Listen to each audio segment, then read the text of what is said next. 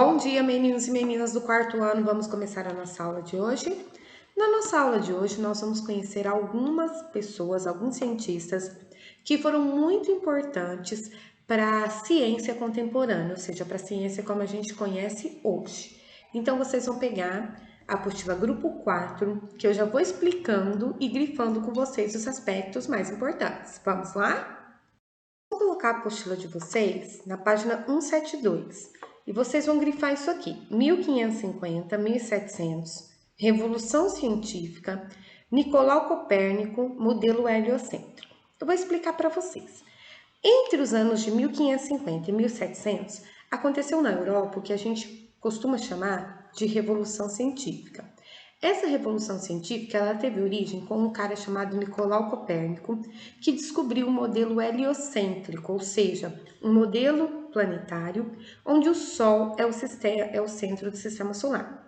Naquela época, Nicolau Copérnico, com essa descoberta, ele abriu espaço para que outros cientistas desenvolvessem métodos específicos no estudo da natureza e expusessem suas ideias inovadoras, culminando com o surgimento da ciência contemporânea.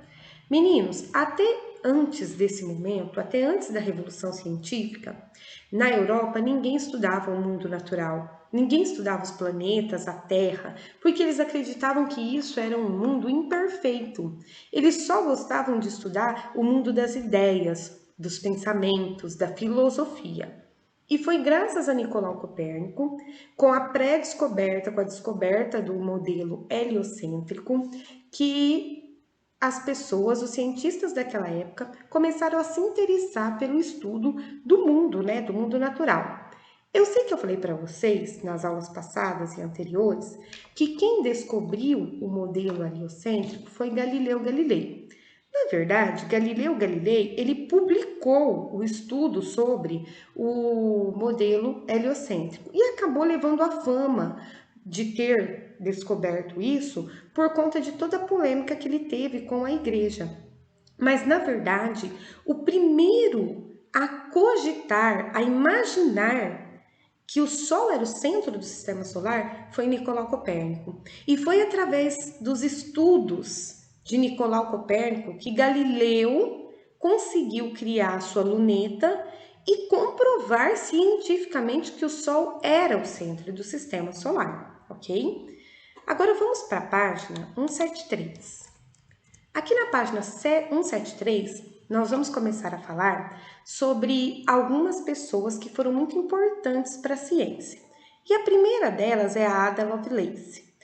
A Ada era filha, ela viveu numa época, ela é filha de Anne Isabelle. E ela viveu numa época que, como sempre, as mulheres não podiam nada, não podia estudar, não podia ter conhecimento. Mesmo assim, a sua mãe, Anne, ela sempre incentivou a Ada aos estudos, até que Ada foi responsável por traduzir um trabalho matemático de um inglês chamado Charles Babbage, que havia projetado uma máquina chamada máquina analítica. E essa máquina analítica fazia cálculos. Quando Ada estudou o livro desse matemático inglês e traduziu esse livro, ela descobriu que a máquina que ele projetava no livro não era capaz só de fazer cálculos, era capaz de fazer muito mais coisas. E assim sendo, ela criou o primeiro programa de computador do mundo. Olha só, meninos, o primeiro programa de computador do mundo, ele foi criado por uma mulher que traduziu um estudo pré-existente de um matemático inglês. Então, olha quanta importância da Ada, né, para esse mundo, né, tecnológico. Em seguida, agora nós vamos falar sobre Darwin. Mas junto com Darwin, nós vamos falar também de Alfred Wallace. Existe uma teoria chamada teoria da seleção natural. É uma teoria importantíssima para quem for estudar biologia.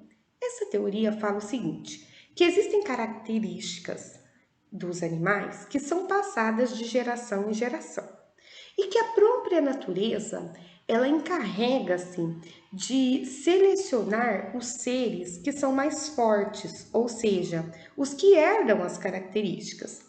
E aqueles que não herdam essas características de sobrevivência, eles acabam por morrer devido a algum fenômeno natural, ou seja, a natureza seleciona sempre o mais forte.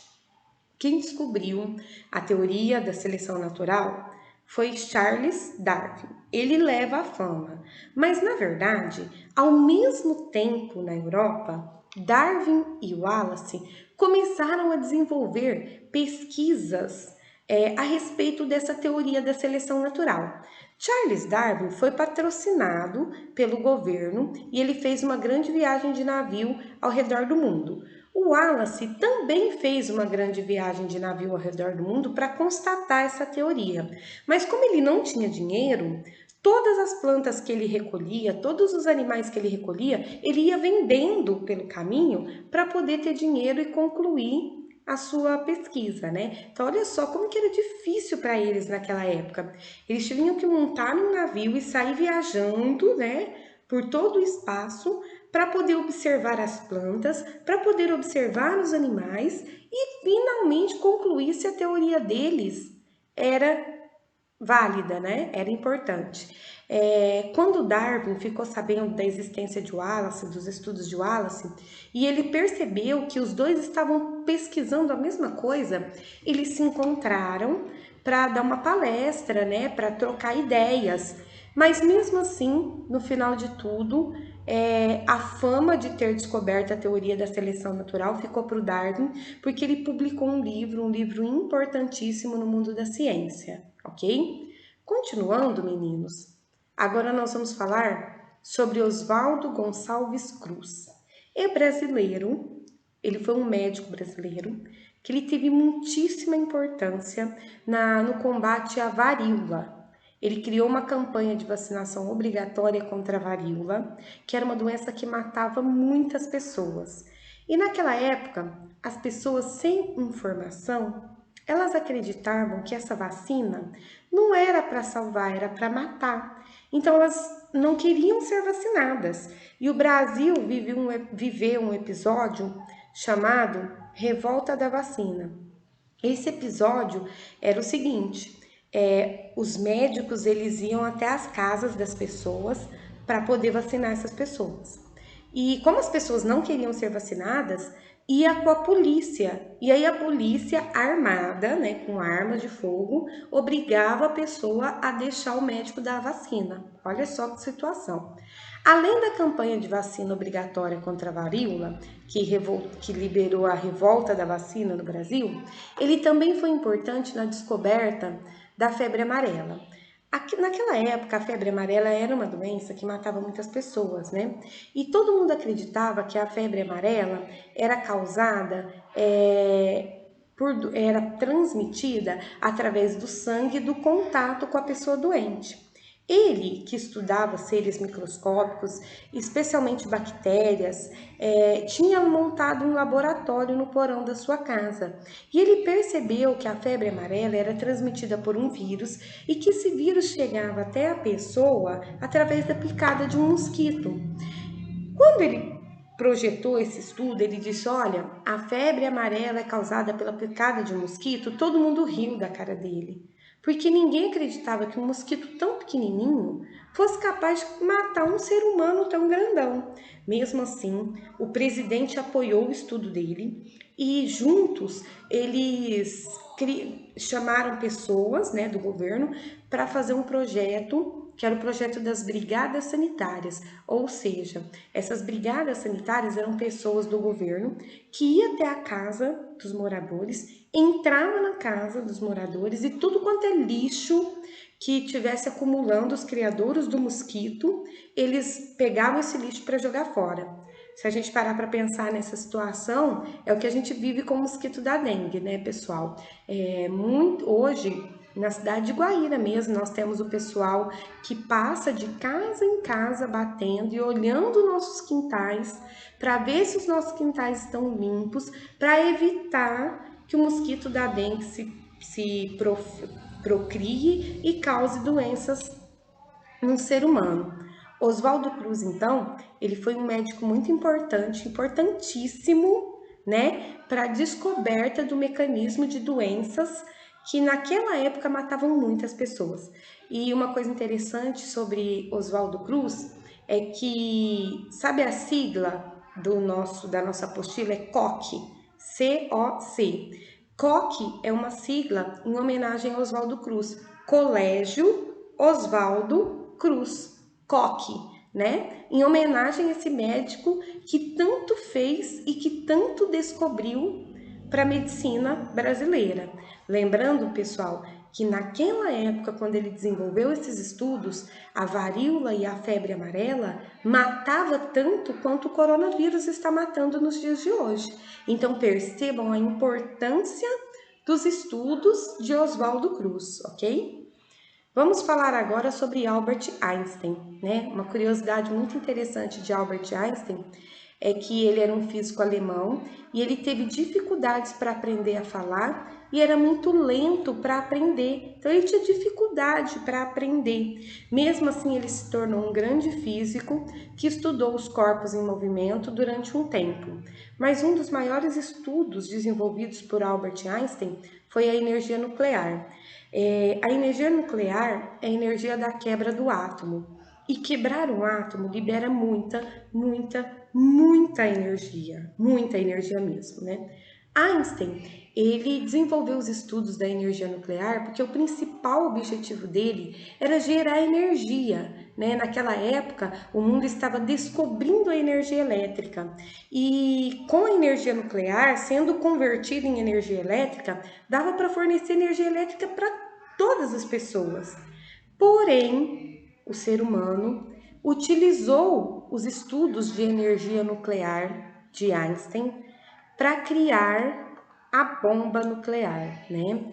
Para quem não sabe, para quem não conhece, durante a Segunda Guerra Mundial, os Estados Unidos criou uma bomba nuclear e destruiu duas cidades japonesas chamadas Hiroshima e Nagasaki, matando todas as pessoas com a explosão dessa bomba. Então, os estudos feitos com a energia nuclear partiram de Einstein. Mas a intenção dele não era criar bombas, a intenção principal dele era gerar energia para a humanidade, para mover as indústrias, para mover os meios de transporte. Mas infelizmente, o ser humano, pesquisadores, desenvolveram a bomba nuclear. O poder da bomba, o poder de destruição de uma bomba nuclear é tão grande, mas é tão grande que no ano de 1970, vários países do mundo, incluindo o Brasil, assinaram o Tratado de Não Proliferação das Armas Nucleares, ou seja, um acordo assinado entre todos os países, onde eles se comprometem a não desenvolver bombas nucleares e nem estudos relacionados a tal assunto. Quando um dos lazeres, um dos hobbies de Albert Einstein era consertar relógio cuco estragado. Sabe aqueles relógios antigos que tinha o cuco que sai de hora em hora, né? E quando ele ficou sabendo da descoberta da bomba atômica, através dos estudos que ele tinha desenvolvido com energia nuclear, e também quando ele ficou sabendo da destruição causada pelas bombas de Hiroshima e Nagasaki, ele lançou uma nota de repúdio, né, uma carta, num jornal, onde ele declarou que se ele soubesse que os estudos dele seriam dirigidos para esse fim, ele jamais teria estudado. Ele teria passado a vida inteira consertando o relógio cuco. Tamanha foi a destruição causada pela bomba nuclear. Bom, agora que a gente já conhece, não, ainda temos mais na página 178, a Celina Turk e a Rosalie Lopes. Vamos ver qual a importância da Celina. A Celina é uma médica epidemiologista brasileira. Epidemiologista significa que estuda epidemias. No ano de 2015, o Brasil viveu uma epidemia de Zika vírus. O que é Zika vírus? Era um vírus transmitido por um mosquito e que ele causava, né, um mal-estar nas pessoas, mas principalmente se ele picasse uma mulher grávida, o bebê poderia nascer com uma anomalia chamada microcefalia, que é quando a criança nasce com o cérebro pequeno. O cérebro da criança não desenvolve e ela nasce com várias sequelas. Então, essa epidemiologista chamada Celina, ela estudou a relação do vírus da Zika como uma doença congênita chamada microcefalia, que chegou a afetar crianças recém-nascidas, principalmente nos estados da região nordeste do país. Ou seja, foi ela que descobriu que as crianças estavam nascendo com esse problema por conta que as mães, enquanto grávidas, estavam sendo picadas e contaminadas com o Zika vírus. Porque o vírus, esse Zika vírus, ele mata, mas não tanto quanto o coronavírus, né? Então, qualquer pessoa que pegasse o Zika vírus curava-se da doença, do mal-estar. Mas se essa pessoa fosse uma mulher grávida, infelizmente o bebê nascia com problemas, né? Então, foi ela que descobriu isso. Olha quão importante foi a descoberta da Celina. E agora nós vamos falar sobre a Rosalie.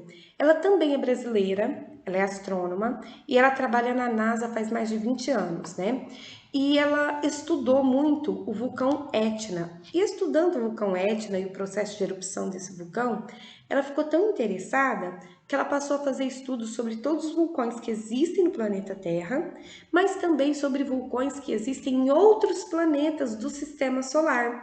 E aí ela tornou-se chefe da equipe de geociências planetárias, e um dos estudos dela é sobre a lua Titã, que é a maior lua de Saturno. Então, olha quão interessante também deve ser o trabalho da Rosalie, né? Estudar a geografia, estudar a morfologia dos outros planetas. Meninos, agora que a gente já estudou, eu já expliquei para vocês, né, sobre todos esses cientistas, eu vou explicar para vocês agora os exercícios. Vamos lá? Os exercícios começam na página 179, exercício de número 1.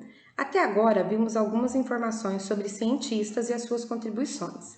Converse com os colegas sobre essas personalidades e depois faça o que se pede. Em poucas palavras, escreva nesses quadros aqui o que mais lhe chamou a atenção na história de cada um dos cientistas. Eu expliquei para vocês os estudos e as descobertas de 6 cientistas. Você vai colocar o nome deles aqui em cima e vai escrever a parte que você achou mais interessante da vida de cada um. É importante que vocês leiam o texto completo, porque vocês vão ver que tem outras descobertas também que foram feitas, tá bom? Então, vocês vão escrever, ok, meninos? Tem muita criança que não está assistindo o vídeo da tia Letícia, e aí quando tem assim uma atividade que é esses quadrinhos e que tem que escrever, vai lá e desenha qualquer coisa. Então, é escrever. Quem me mandar esses quadrinhos aqui com desenho não vai valer. Agora sim, na página 180, dos 6 cientistas que você escreveu ali em cima, a parte que você mais gostou, você vai escolher um deles, só um, e vai fazer um desenho sobre a história dele. E vai explicar por que você escolheu esse cientista para desenhar, certinho? Agora, na página 181, associe corretamente os itens a seguir. Mais uma vez, eu vou pedir para que vocês peguem o grifa-texto e grifem isso aqui, ó, associar. Quando o exercício pede para você associar as colunas, você tem que pegar esses códigos A, B, C, D, E, F, G e colocar nos quadradinhos, de acordo com a semelhança. Existem muitos alunos que estão vendo esse tipo de exercício e estão marcando X. Ou não sabe ler, ou não está assistindo o vídeo com atenção. Porque eu estou mandando grifar, eu estou explicando, eu estou dizendo, não é para marcar X, é para colocar o código. Então, olha aqui, ó, Ada Lovelace. O símbolo, o código da Ada é A, e tem A. Então, você vai ler essas frases, você vai ver aqui Qual foi a descoberta da Ada, né? Então, vamos ver aqui, ó, desenvolveu a primeira programação de computadores. Foi isso que ela fez. Então, você vai pegar e aqui, nesse quadradinho, você vai escrever a letrinha A, ok? Você vai associar uma coluna à outra. Não é marcar X. Marcar X aí é fazer nada, ok, meninos? Então, prestem atenção. Agora, o Charles Darwin, é o B de bola. Você vai ler as frases, vai descobrir qual das frases relaciona-se com Charles Darwin e vai escrever B de bola, ok? E por último, dessa página, o exercício 3. Das opções apresentadas, qual dela traz nome de dois grandes cientistas brasileiros que explicaram doenças no país? Dos 6 cientistas que eu expliquei para vocês, 3 são brasileiros e 2 estudaram doenças no país. Quais são os 2 que estudaram as doenças? Acha a alternativa aqui e marca o X para a tia Letícia, ok? E por último, agora na página 182, vamos enriquecer o nosso conhecimento sobre os cientistas? Faça uma pesquisa sobre um cientista, pode ser homem ou mulher. E escreva no quadro a seguir um pouco da história dele ou dela, o que ele inventou ou descobriu. Se conseguir, traga imagens para mostrar aos colegas. Então, aqui nesse espaço, você vai pesquisar um cientista diferente de todos esses que eu já expliquei para vocês. Pode ser qualquer um, e você vai escrever o que ele inventou, o nome dele e o que ele inventou. Se você quiser colar a foto dele e a foto do experimento dele, está ótimo, seria bem melhor, ok? Então, façam a atividade e manda para a tia Letícia. Meninos, a nossa aula de hoje chegou ao fim. Vocês vão tirar foto da página 172 até a página 182 e enviar para a tia Letícia. Lembrando que agora nós estamos no grupo 4, ok? E eu gostaria de falar com as crianças que estão com atividades atrasadas para mandar o mais rápido possível, porque senão a tia Letícia fica muito sobrecarregada com as correções, ok? Um beijo para vocês e até a próxima aula.